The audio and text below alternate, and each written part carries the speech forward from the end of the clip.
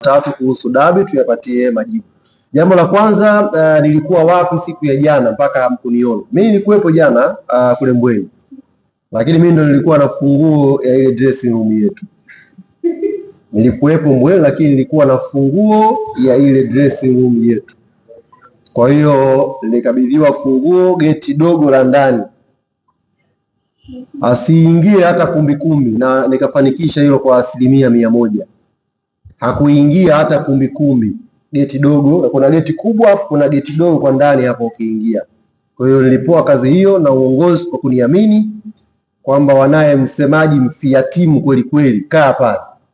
Na hii narudia kila siku kuambia, katika timu 16 zinazoshiriki ligi kuu, msemaji pekee anayefanya kazi kwenye timu anayoishabikia ni mimi peke yangu. Na ndio maana majukumu mazito yakihitajika mtu wa kufanya, naambiwa pale, shika funguo kae pale. Kwa hiyo nilikuwepo Mbweni, lakini waambie jana mwenyekiti ndo alikabidhiwa funguo ya ile dressing room yetu, asiingie mtu. Jambo la pili ni kumshukuru Mwenyezi Mungu mwingi wa rehema, kwanza kwa mchezo kumalizika salama, wachezaji wa timu zote mbili kumaliza dakika 90 pale Isamuyo bila kupata majeraha yoyote.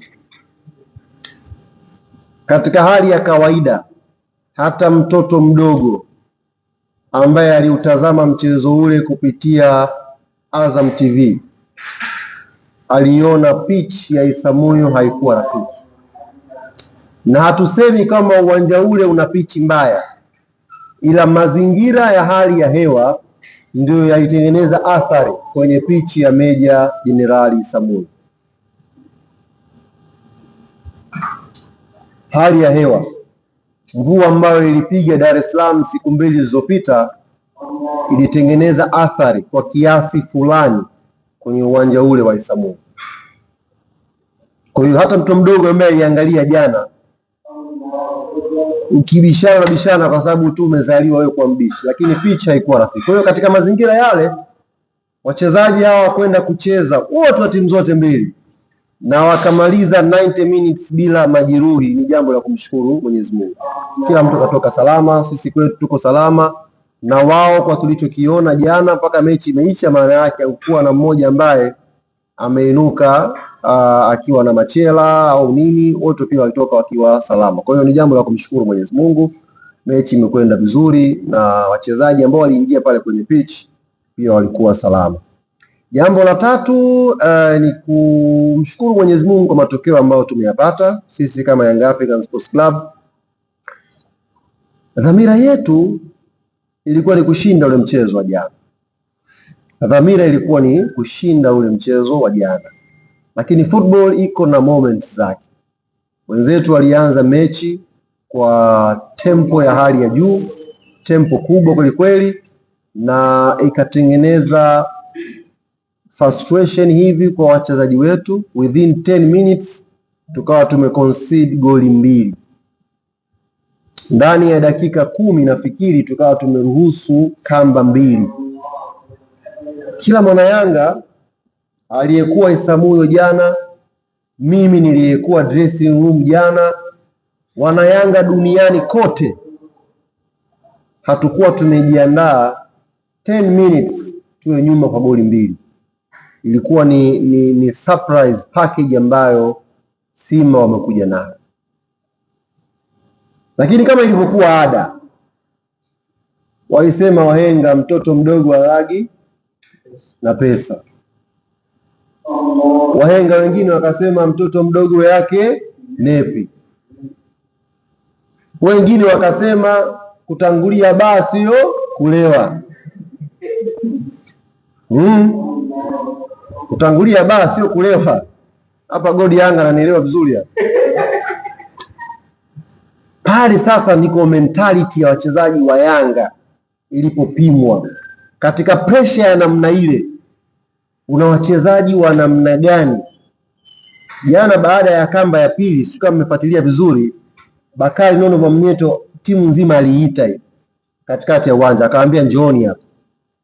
Mimi nimemuuliza kapteni asubuhi leo, mlizungumza nini pale?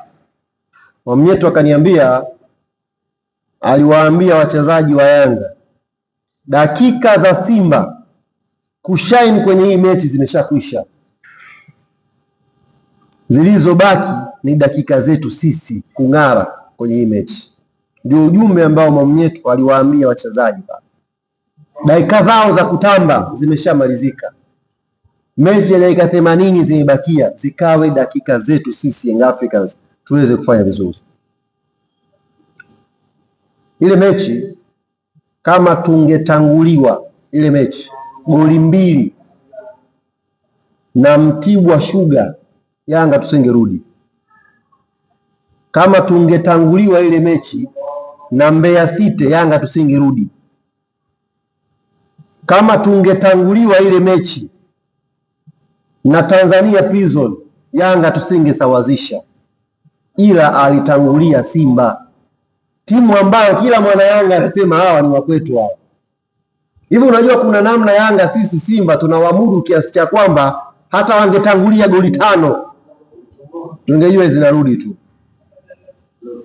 Yaani kuna hiyo hope tuko nayo kwenye mioyo yetu kwamba hawa ni wabovu, tunawamudu. Kwa hiyo baada ya dakika 10 ile message ikaklik kwa kina Dube. Bwana, hawa ndio wale wateja wetu wa kila siku, ndio wako mbele, wametangulia goli 2. Tunawafanyaje sasa? Wachezaji wakubwa wakatuliza ball, wakasema sasa tuanze kucheza ball.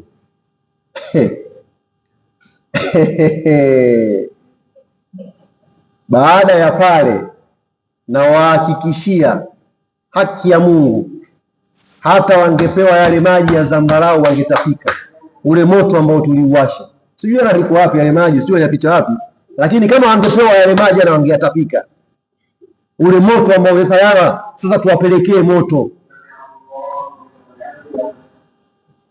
Sisi Yanga tuna timu jamani, na wenyewe wamesema wangetangulia Yanga 2. Sasa hivi tunazungumza 6-7.